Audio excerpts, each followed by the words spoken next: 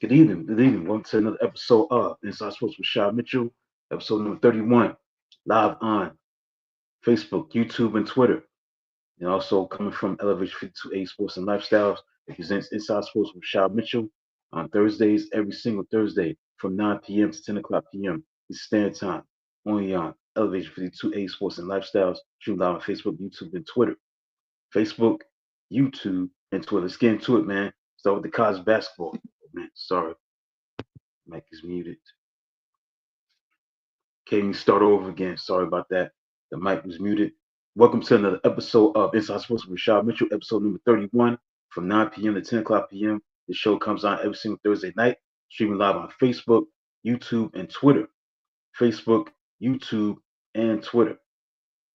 Welcome back. This is another episode. Let's get into it, man. On Elevation 52A Sports and Lifestyle. Let's get into it.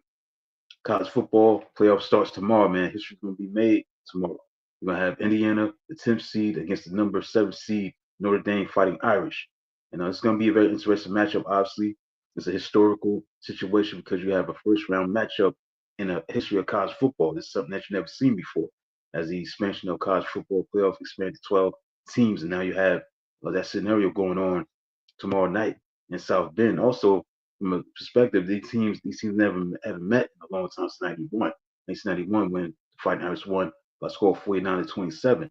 So now you have a situation also where you have from was a television standpoint, Notre Dame's going to be playing on ABC/ESPN.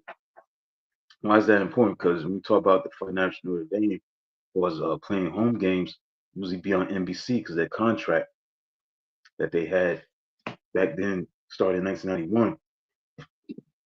So right now, that's where it all started. In the early '90s, they became, partners with NBC, and their games was on NBC, televised on NBC, their own network on NBC. That was going on since the early '90s, still going on right now. The one thing that's different is going to be played on ABC, ESPN. Also, saw somewhere it's the first time that the Notre Dame home game is going to be on Friday night. So there's a lot of historical situations with this. Not only that, this is a great matchup far as college football playoff is concerned. You have a situation where you never seen, a Notre Dame home game be played on a Friday night, let alone be on a different network in such a long time. You gotta go back to 1990. Last time Notre Dame home game was televised outside of, you know, NBC. So that's the thing that's stand out with that. But this match is gonna be interesting, man. Keep your eyes on the Notre Dame rushing attack. They're very good against running the ball, but when you look at um, University of Indiana, they're very strong and stout against the running game, against the run offense. They're very good against the run. They allowing only 70.8 points a game during the regular season. So keep your eyes on that matchup. The running game of Notre Dame with Riley Leonard, the quarterback, Jeremiah Love, the running back, and I think his name is Darian Price, the other running back. Make sure I'm correct on that. No, it's Jeremiah Love and Leonard, the quarterback.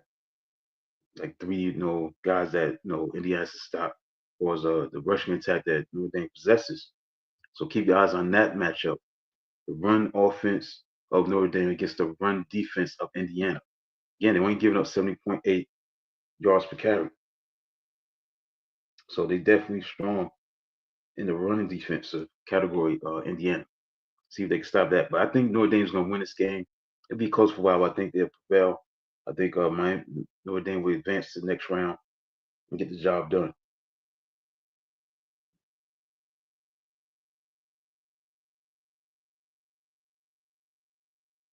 Let's look at those running game, the players that stand out. Yeah, Jardarian Price, along with Jeremiah Love and Riley Leonard, they have a great running attack led by those three gentlemen. But in the end, then again, they only allow 70.8 yards per game, and also 2.46 yards per carry allowed. That's second best, but they lead the nation in fewest yards rushing per game, 70.8. So keep your eyes on that. Now, when they lost to Ohio State, they did give up 115 yards on 29 carries. So, again, a lot, not a whole major, lot on the ground, but still, they did give up more than they average, giving up. So we're gonna see how they stopped this Notre Dame rushing attack. Look at Jeremiah Love. Let's look at stats from Notre Dame's offense from that perspective. See how they did this year. Jeremiah Love ran for 949 yards on the ground, scored 15 touchdowns. Riley Leonard, the quarterback, ran for 14 touchdowns. He has 14 touchdowns rushing, 721 yards rushing. Price 651 yards. So Leonard is second in the league, second on the team in yards rushing. Next to Love, he has 949. He probably go for 1,000 yards. I think they still count the stats in the postseason. So we'll see. I think it should count. Leonard is throwing 16 touchdowns, 5 interceptions. So this is going to be a very interesting matchup. But I got Notre Dame winning this game. I just think they're going to win. Handle their business. Like I said, it's the first time Notre Dame has hosted a postseason game. Also, the first time Notre Dame Stadium has hosted a Friday night game. The first time since 1990 that Notre Dame home game has not been telecast by NBC. Because again, they got the contract still, with NBC. They've been having their home games on NBC since '91. So that's something to know. Right, so that's it for that. Then that's going to be tomorrow. Tomorrow, Indiana versus Notre Dame. Then on Saturday, you got triple header extravaganza. You have the first game, 11-seeded SMU against 6-seeded Penn State. Keep your eyes on also the running game of Penn State against the run defense of SMU. They're very strong and stout. Keep your eyes on Katron Allen and his ability to run the football. Keep your eyes on him and also the other gentleman. Keep your eyes on this matchup. It's Nicholas Singleton. Keep your eyes on him. Keep your eyes on him.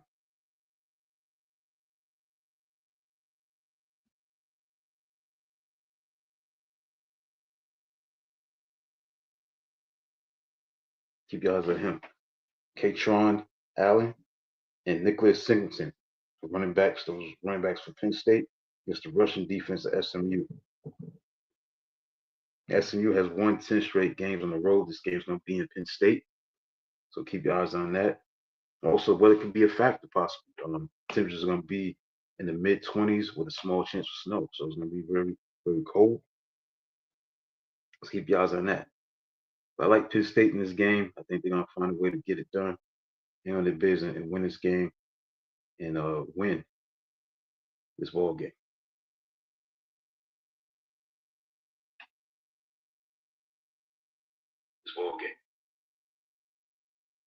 That's how I see this matchup.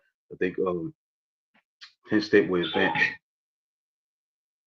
That's how I see this matchup. I think Penn State will advance.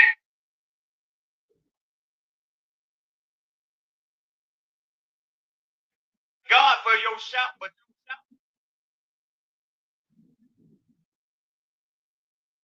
Yep, that's what it's about. As far as this matchup is concerned, I really like Penn State to advance and beat SMU. Now the second game is going to be Clemson versus Texas. And the thing about this matchup is that this is the first time that these two teams have met. They're going to be meeting. So what better way to do it in the playoffs? Clemson meeting Texas in this matchup. It's going to be the first time these two teams have met. So this is an interesting matchup. Number 12 seed Clemson versus number 5 seed Texas. Texas favored by 12 points the first ever meeting. What's at stake is obviously whoever wins this game is going to play Arizona State, Big 12 champion, in the next round. They're the number 4 seed. Keep your eyes on the quarterback matchup. Quinn Ewers of Texas against Cade Klubnik of Clemson. Keep your eyes on that matchup. That's going to be a very interesting matchup. We talk about this matchup coming up because when you look at it, they last met in January of 2021 in the Texas Class 6A state championship. They were both two of the highest rated recruits in the nation. Klubnik won that day, comes back to his hometown. So we'll see how that goes. Keep your eyes on also Phil Maffa, the running back senior, has rushed for nearly 1,200 yards, but his production dropped over the last month due to a nagging shoulder injury. The Tech Tigers need a solid game from him. They're going against one of the toughest running defenses in the country, in Texas. For Texas, keep your eyes on K. Klubnik. He's going to be facing a tough secondary led by cornerback Jade Barron, who won the Thorpe Award, and safety Michael Taft is a second team All American AP. And safety Andrew Makuba transferred from Clemson for his final season, playing at the back end of the secondary with hard tackling. Also, Texas had scored just one touchdown in 6 quarters, so they got to play better on offense. Keep your eyes on that. That's that. But I think Texas is going to win. I think their overall talent should be enough to get it done. I think they'll get it done. And lastly, the final game, the triple header on Saturday, is Tennessee, the ninth seed against Ohio State. Ohio State definitely going to be ready to go, eager to go after obviously losing to Michigan, the final game of the regular season. Looking to make up for that, redeem themselves. I think they'll do that. But the thing that when you look at this game, it's going to be interesting is that you have the offensive running game of Tennessee, Dylan Sampson, 22 touchdowns he scored this year on the ground. So they definitely run the football. And then when you look at he rushed for what 1,485 yards. So when you look at this matchup, keep your eyes on the running game of Tennessee against the run defense of Ohio State in the trenches. You know, that could be a theme, especially whether there's no a factor in Columbus. Yeah, he ran for 1,485 yards, 22 touchdowns rushing. So keep your eyes on the running game. But when you look at Ohio State, their strength definitely is their passing game. We look at Howard has 27 touchdowns this year. Jeremiah Smith, true freshman, had a big year, 57 catches, 934 yards. He had 10 touchdowns. True freshman. 6'3" from Miami Gardens, big time player. Keep your eyes on that matchup. How the pass defense of Tennessee is going to deal with the passing offense, that dynamic duo of Howard and to Smith, how that's going to work out. Keep your eyes on that. But I think Ohio State will bounce back. They'll play better and they'll win at home. Again, it's going to be a very interesting matchup. Very interesting matchup. Chip Kelly, the offensive coordinator of Ohio State, said that about Tennessee, they're the fifth nationally in both scoring and total defense, the number one third defense in the country, number one red zone defense in the country. So it's going to be a very interesting matchup. But I think when it's all said and done, I think Ohio State found a way to win and get it done and advance to the next round. So let's look at the college football playoff preview and predictions. Now let's look into Michael Vick, man. I want to talk about that. That's an interesting move. Him going to college, being a head coach in college. Um, Michael Vick. He's now a college football coach for Norfolk State. He's a Norfolk State coach. Um, Something interesting to see how he does, and that's what it's about. I don't think Vic ever coached a team before, having coach experience, but he obviously came up as a candidate for the job, and he has the job. So congrats to Michael Vick as he made that transition from, way, I think he was in broadcasting to now doing this thing.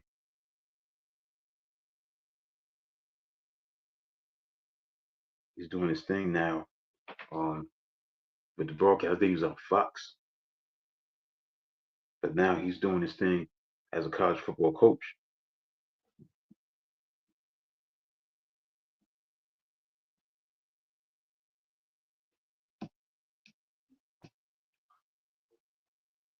So let's see how he makes that transition, how he fares as a college football coach. I don't know this guy has experience, if you ever coach high school, whatever it is. Obviously you gotta have no experience to coach to know what it takes. But obviously he's gonna be the new head coach of Norfolk State. I think that's the HBCU law school that Vic is gonna be coaching in. So we'll see. Norfolk State Spartans. That's who he's gonna be coaching.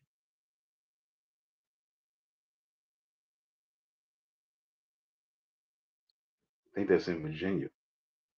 He said in a post, his Facebook page, he said, "It's an honor to announce that I'll be the new head coach of Norfolk State University for the coming back home." And I think that's in Virginia, Norfolk. Never had any coaching experience. He announced that he will be an offensive coordinator for the Atlanta Legends in the Atlanta American Football League, a new professional league. This is back in 2018, April. But the league must have folded. Yeah, folded 2 months later during its inaugural season.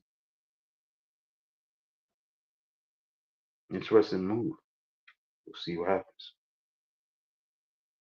But the Spartans were 4-8 this season. They play in the Division I football championship subdivision, the second highest level of college football behind football bowl subdivision.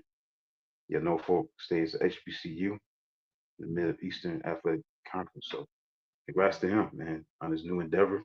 See how he does. You know, that was just a shocker to see him get a coaching job. We'll see how that goes. All right. Other news, let's get into some other stuff to talk about. And I'm not gonna be on here that long as I usually be. Let's get into the NBA. NBA is having some issues, man. They're at a crossroads. Due to the fact that he's trying to, Adam Silver, the NBA commissioner, he recently did something for the All Star game. Obviously, the NBA Cup ended this past Tuesday. 97-81 was the final score between Milwaukee Bucks and the OKC Thunder, as Giannis Antetokounmpo had 26 points. But the problem with the NBA is having issues with the ratings. The ratings are in the toilet. The ratings are not good right now. People are not watching the NBA. Some it could be due to the fact that the brand of basketball is not fun to watch. Too many 3-point shots being taken. I think that could be a factor. 3-point shooting. Everybody wants to be Steph Curry. That's the problem. That's an elephant in the room. There's too many 3-point shots being taken. And I think that's the reason why you have all these issues going on, as far as that's concerned. And also, the NBA All Star game, Adam Silver, trying to spice up, gonna have like a mini tournament with 4 teams and 3 games, something like that. So he's just trying to spice it up. Yeah, the Bucks, they won the NBA Cup championship, 97-81 was not that series. I don't think that's just trying to add meat to the regular season, but it shouldn't even come down to that. I'm saying first, as far as like the All Star game is concerned, it's on the NBA's players. It's their fault for not taking the All Star game seriously, shooting threes, getting dunks, layups, and all this other stuff. What do you expect? You're not taking it seriously. So when you don't take the All Star game seriously, this is what's gonna happen. You're gonna have a tournament and an All Star exhibition to add meetings to make the players play hard, play for something, get some incentive. You know, that's the elephant in the room when it comes to what the NBA is doing with these changes, the format. So you're gonna have 4 teams and 3 games. It's gonna be a mini tournament. That's what's gonna be taking place. Now, the All Star game is gonna be on February 16th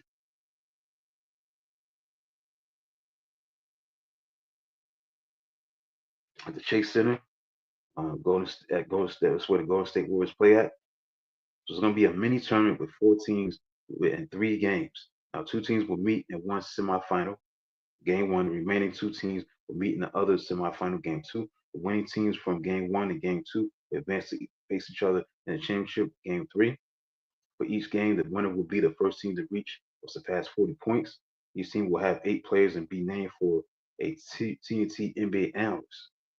The 24 NBA All Star selection will be divided evenly into 3 teams, with the rosters drafted by TNT's inside the NBA commentators and honorary team general managers Charles Barkley, Shaquille O'Neal, and Kenny Smith.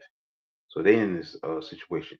The 3 analysts will make their respective picks for Team Charles, Team Shaq, and Team Kenny. So you got people from that iconic pregame show, NBA show,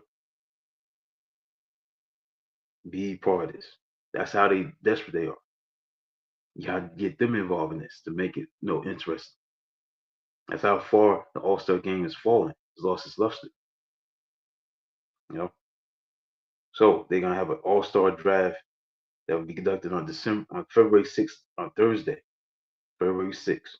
The fourth team will be the winning team from the championship game of the Castro Rising Stars, the annual showcase of top first and second year NBA players and NBA G League standouts, which will be played on Friday, February 14th, during NBA All Star 2025. And Teams Heat analyst WNBA legend Candace Parker will serve as the honorary GM of the Rising Stars champion, known as Team Candace. The voting process determined the 24 NBA All Stars will remain the same. The five players honored as starters, and each comes to be selected by fans, 50% of the vote. Current NBA players, 25%. The media panel, 25%.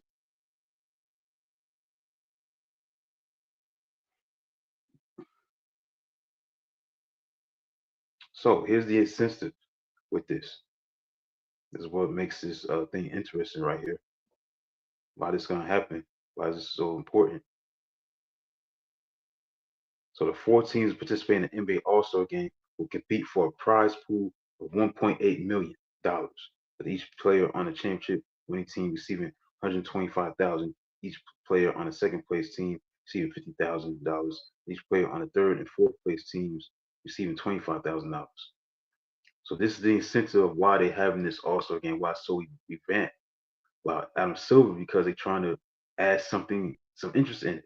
So what is the incentive? Money. Prize pool of 1.8 million, with each player on the championship winning team receiving $125,000, each player on the second place team receiving $50,000, and each player on the third and fourth place teams receiving $25,000. So that's why this thing is such a big deal. What Adam Silver has done, he's trying to spice it up. He's gonna add money to the incentive. Why this is happening? Why this tournament is gonna happen? So it's gonna take place, man. Next year in 2025, the NBA, PA, they announced a new format. So that's going to be the format. But the NBA ratings are bad right now. The NBA is bad. Or as a ratings standpoint, there's some stats. Let's look into it. That just terrible.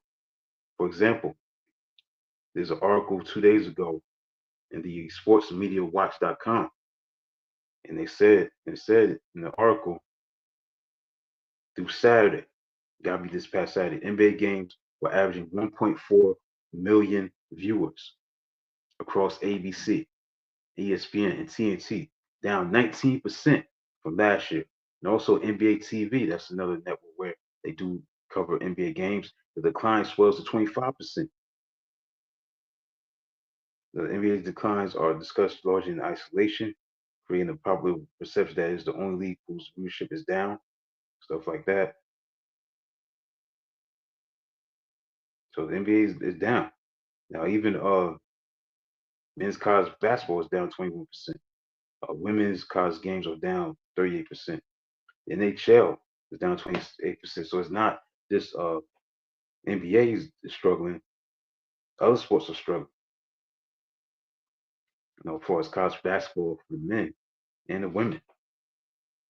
Now the women's they're gonna suffer due to the fact that Caitlin Clark is not in college basketball. She's in the WNBA.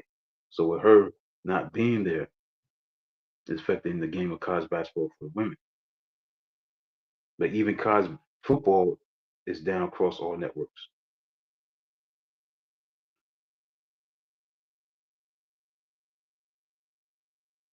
But the NBA is down, man. It's doing bad. It's down. Who knows when it's going to get better, but it's down.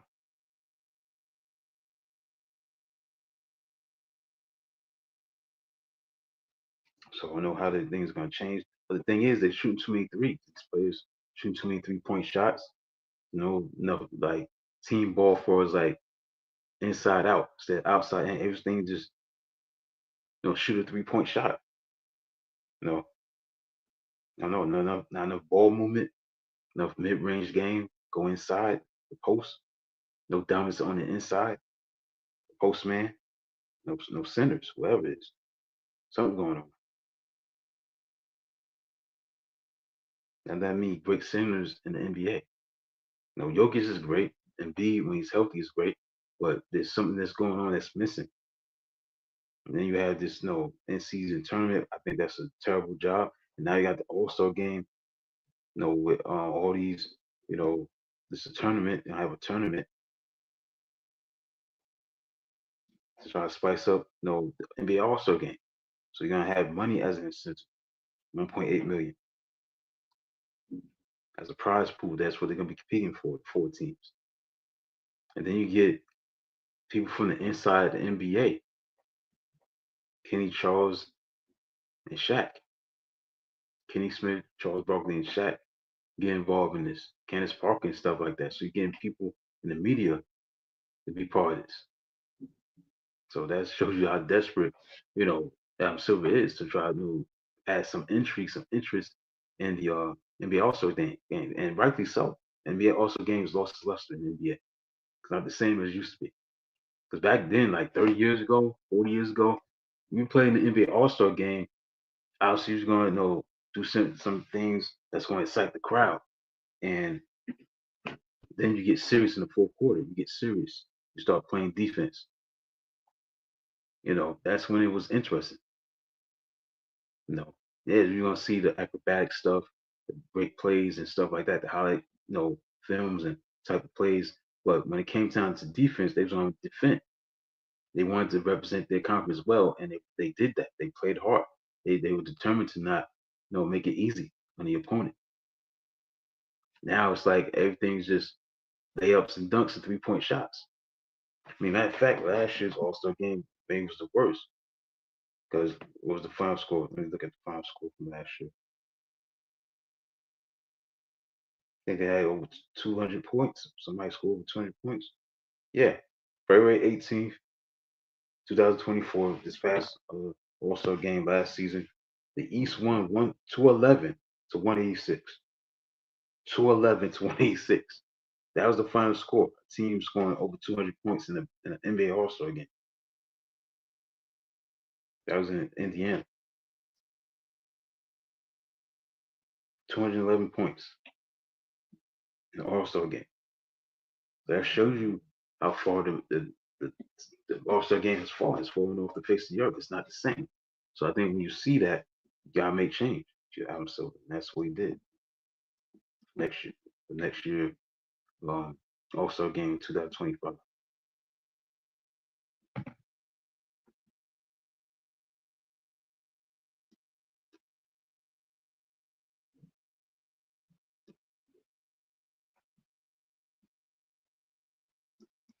So that's scenario with the NBA.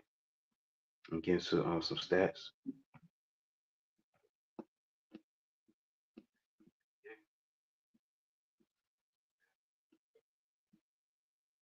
Right now, Cleveland's still playing great basketball. They still got the best record in the basketball right now. Look at what they've done. Still one of the best teams, maybe the best team right now, record-wise, 23-4. So they're still playing well. They're still in first place. They're still holding it down to get close to the end of the year. Boston is 21-5. Knicks 16-10. Orlando 17-11. Milwaukee 14-11. Miami's 13-11. Atlanta 14-13. Western Conference, OKC is 20-5. Memphis 18-9. 17-9 Houston. 17-9 Dallas. OKC is one five in a row. Didn't they lose to Milwaukee the other night? Guess they don't count that loss. Let's see right here. They got 5 losses instead of 6. Anyway, 17-9 Houston, 17-9 Dallas. Denver's 14-10. Phoenix 14-11. Minnesota 14-11. Golden State 14-11. 15-12. Clippers 14-12. Lakers.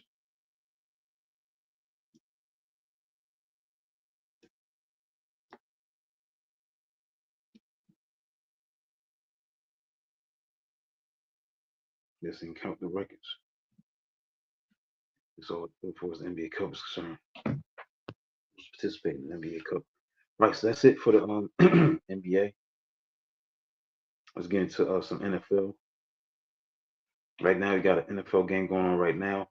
A big game in that AFC West and the Broncos with a rookie quarterback, Bo Nix. They're leading 21-10 right now. This game is in in California, SoFi Stadium, where the Chargers play at. So they win 21-10, second quarter, 107 to go in the first half. Well, Knicks is playing well, outstanding, playing stellar. 14 of 19, 158 yards, 2 touchdowns. They're doing well against the Chargers, 21-10. It's the same Chargers team that got blown out 40-17 to the Buccaneers. Great game by Baker Mayfield, 22 out of 27, 288 yards, 4 touchdowns, 1 interception. Um, Big time. I was shocked by that result. Man, I didn't think the Buccaneers would go and beat the Chargers like that. And the Denver Broncos won a big game last week, 21-13 against the Colts. So they're trying to go make it 10 wins and 5 losses. The only way, got a long way to go. Right now, the Chargers got the ball at the Denver 26-yard line, so they're in plus territory. 50 seconds to go in the first half. 21-10, though, favor of Denver. Matter of fact, Denver got the ball. Justin Herbert just threw an interception, picked off by Abrams Jane, Brain, picked off.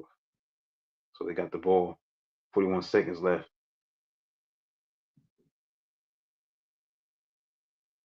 Chris Abrams Drain at the INT.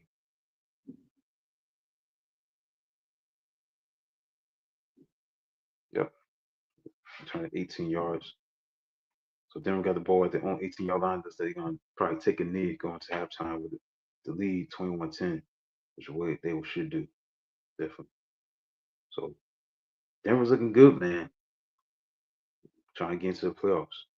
Ball Knicks 15-21, 2 touchdowns, no intercepts, 155 yards passing.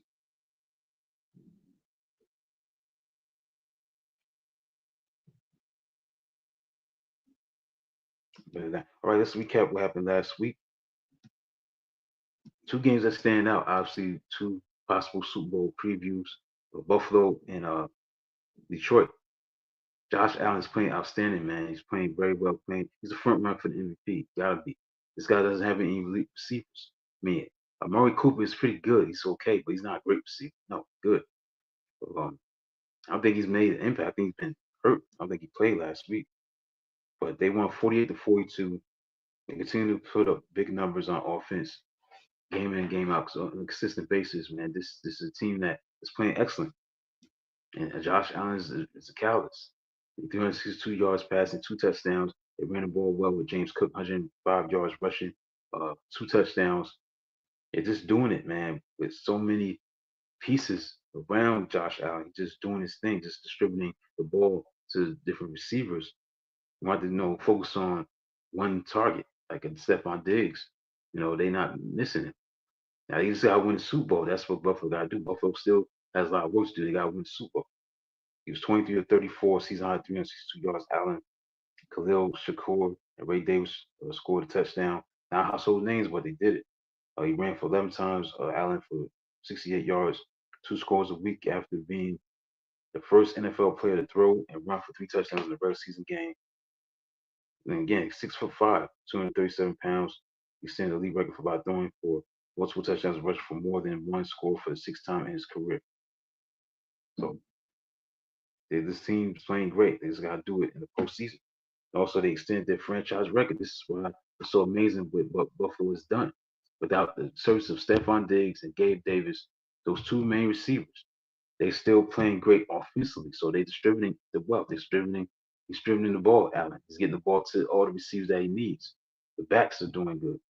You know what I'm saying? So when you look at that perspective, they extend its franchise record. Think about that. You're talking about go back to the 90s when they had that K-Gun offense led by Jim Kelly, Thurman Thomas, Andre Reed, James Lofton, Pete Metzelaars. They had a great, great offense. Don Beebe. They didn't even do this kind of stuff. With Buffalo beating Detroit 48-42, what stands out is that Buffalo extended its franchise record with 30-plus points in its 8th straight game. They became the first team since 2013, Denver Broncos, to pull off this accomplishment and score the most points against Detroit this season. Now, only problem with Buffalo is they got to get the better on defense. They give up 42 points to Detroit. Detroit definitely got to get it together on defense, but they decimated with injuries. Also, the Buffalo Bills joined the 1966 New York Giants as the only teams in NFL history to score 40-plus points and give up at least 40 points in consecutive games. That's the thing about Buffalo. They gotta get together on defense as well. We got scoring teams. Same thing with Detroit. Detroit's just hurt, man. They just got so many injuries. They lost three key players to season-ending knee injuries, man. Defensive tackle Aleem McNeil got hurt his knee. Carlton Davis, cornerback, knee, leg. So that Khalil Dorsey, leg injury, not knee injury, so it's some different. But these guys are out, and also Montgomery, he's out for the season. So hopefully they get him back. But they decimated with injuries. Obviously, they don't have Aiden Hudson. This defense, the Lions are not doing so good. They're going to have to outscore teams. So you got to make Philadelphia the favorite. They come out of the NFC. Look at them. They did a great job against the Steelers this week. No, Brock didn't have his typical running game. Only had 68 yards rushing, 65 yards rushing. But it was all about Jalen Hurts, 25 to 32, 290 yards, 2 touchdowns, no intercepts. Got the ball to Devontae Smith and A.J. Brown. Devontae Smith had 11 catches, 109 yards. A.J. Brown had 8 catches for 110 yards and touchdowns. So those receivers definitely was on point as they won 27-13. Also, the Eagles defense continued to play well. At least from a pass defensive standpoint, they only gave up 128 yards passing to Russell Wilson, held him to a season low, 128 yards. There's no better than that. So they definitely do it on the defensive end. Gotta give them credit. This Eagles defense is playing excellent. They still haven't won at Philadelphia since October 24th, 1965. They had like a long losing streak. They haven't won there in a long time. Simple.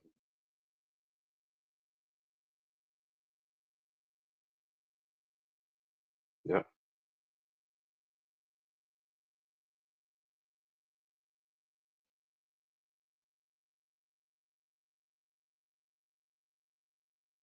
And also, they won the 10th game in a row. Um, the Eagles, 10 games in a row. That's the franchise record. So the Eagles are playing great, man. They're playing like a Super Bowl contender. See how they keep it up. Packers won a big game to beat the Seahawks, 30-13. Battle two winning teams. Jordan Love threw 2 touchdowns. Geno Smith injured his knee in this game. Again, the Buccaneers blew out the Chargers. Very impressive win. Um, 40-17, 4 touchdowns for Mayfield. 4 touchdowns, 208 yards, 22 out of 27. Did his thing. Mike Evans had 9 catches, 159 yards, 2 touchdowns.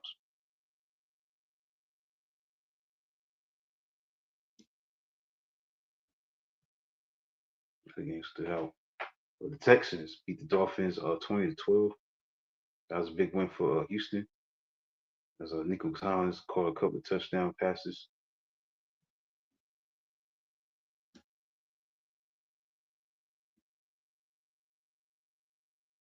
He had 4 catches for 17 yards. Yeah, this offense didn't do that great. CJ Stroud only threw for 131 yards. Didn't play that great offensively as a whole. So they got to get it together. Yeah, Houston don't look like the same team as it was last year, but they did pull off a win. Also, the Chiefs beat the Browns 21-7. The big issue is Patrick Mahomes. He has a high ankle strain. Like he's going to be playing this week against the Houston Texans. So he's cleared to start. I see where he's cleared to start against the Texans. So he will be playing despite high ankle sprain, high ankle injury that he suffered against Cleveland. Again, he's just not being protected well. They got to be protected. Simple as that. For David Montgomery, the running back, he's out injury reserve because he's dealing with an MCL injury that he suffered against the Buffalo Bills. So he might have to have season-ending surgery. Hopefully he'll be back. He'll return to the playoffs.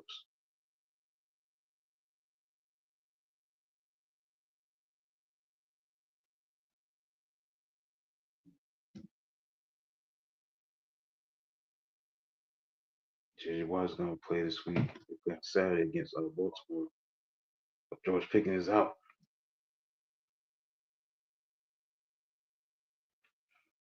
Right. That's it for that with the NFL.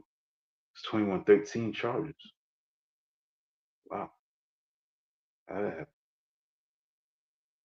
You think Denver will go into halftime satisfied with the lead? 21-10 lead. But they had a punt.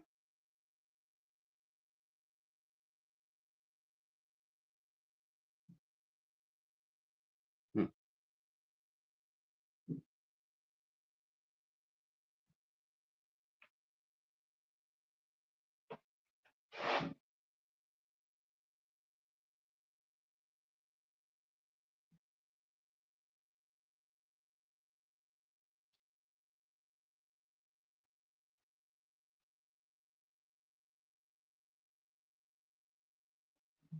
Fair catch interference. I think it had something to do with the penalty. Must be. Look like fair catch interference, 15 yards of force. Los Angeles Chargers 38. Wait a minute. I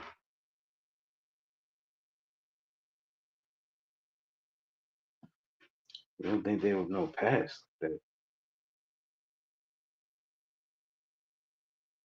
They had the ball at the 47-yard. He made a field goal from 57.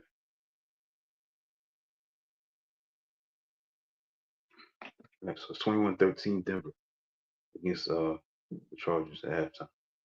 Those are the games this week. Texas versus Chiefs. That's when we played on Saturday, December 21st. Steelers at Ravens, and that's on Saturday. So two good games. Not that many great games on Sunday.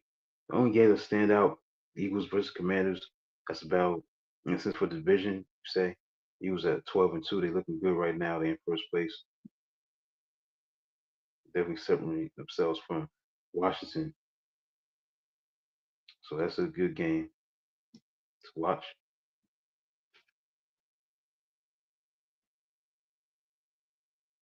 Vikings and the Seahawks. That's a good game. I think that's basically it. Those are good games, like two winning teams against winning teams. Yeah, these slate games are not that good. Eagles and Commanders 12-2. Eagles wins 9-5 Commanders. Vikings 12-2 against Seahawks 8-6. That's it. Every other game got winning team against losing team, or losing team against a losing team, like was losing records. These slate games are not that good. Now Saturday's games are good. Two winning teams against each other. No, two games that got two teams that got winning records. So you got 1, 2, 3, 4. I mean, 4 games that have two teams facing each other with winning records. So the slate games are not that good. I mean, Green Bay played the Saints. Saints are 5-9. Buccaneers and the Cowboys. Not great. So you got like week 16 this week, started tonight. And you got week 17, week 18. That's it. You got the playoffs after that. So that's it for that. Right. And that's it for the NFL talk. Now it's time to get into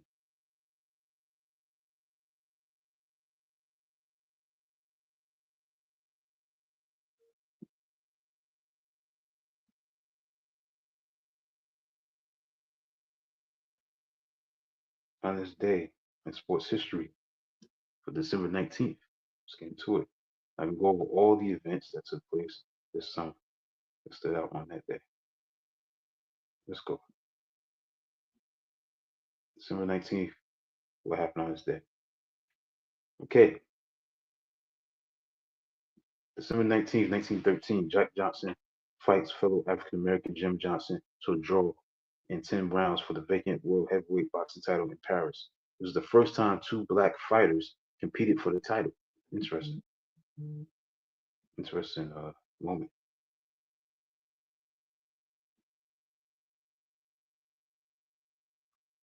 1917 on December 19th, 1917. This is a hockey event. The first NHL game played on artificial ice was in Toronto.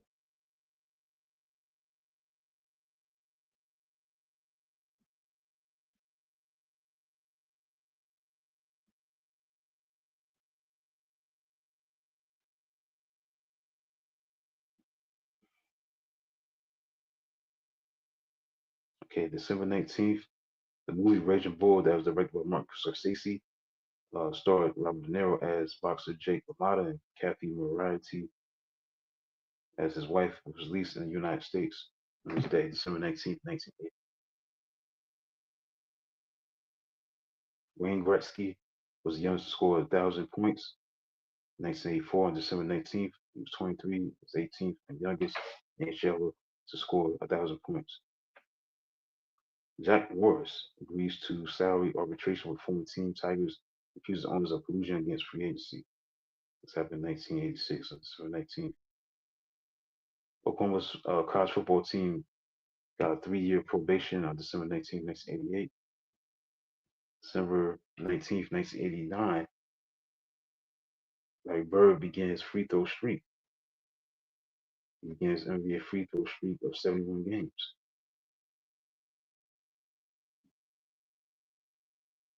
Oh, wow. December 19th, 2010, miracle at the New Meadowlands. Philadelphia Eagles trailed New York Giants by 21 points with 8 minutes to play, or scoring 4 touchdowns in 7 minutes, including a dramatic walk-off punt return for a touchdown by Deshaun Jackson. Amazing.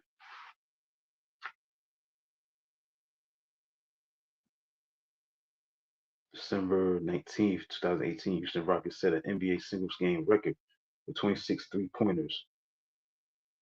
A 136-118 victory over Washington Wizards. 8 players hit from deep as Rockets shoot. They shot 26 of 55, 47.3% from three. James Harden led the charge, shooting 6 of 11 on threes. Like, so that's it, man. There's so many events that took place on December 19th. So my time is up. Hopefully you enjoyed tonight's episode, the 31st episode of Inside Sports with Rashad Mitchell. Check out my 2 articles that's been posted up recently on e52sports.com. Got 2 articles on there. Check it out for you to check out. They're up there. All about sports and stuff like that. College football players that have set the regular season. I did an article about, and the article included, college football players are set. Bill Belichick, being the new head coach of North Carolina. Juan Soto signed a new contract with the Mets and the large sports contract, and the NBA season just gave my views on that. Then the other article that made the website did something on obviously the college football landscape of things and the NFL, NBA.